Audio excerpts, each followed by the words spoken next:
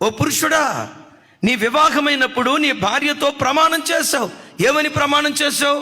కరువు యందు, లేమి యందు, సమృద్ధి యందు, ఆరోగ్యమందు, అనారోగ్యమందు ఇతరులను ఆశించక నిన్ను నా పెండ్లి భార్యగా చేసుకుంటున్నానని భర్త భార్యతో ప్రమాణం చేశాడు. భార్య భర్తతో ప్రమాణం చేసింది.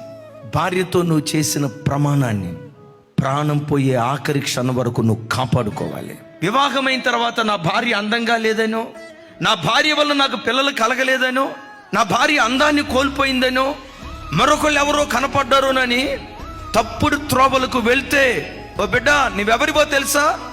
మనుషులతో చేసిన ప్రమాణాన్ని నువ్వు మీరిన వాడివి అవుతావు. నష్టము కలిగిన నోటు నుండి బయలుదేరిన మాటను తప్పిపోకు.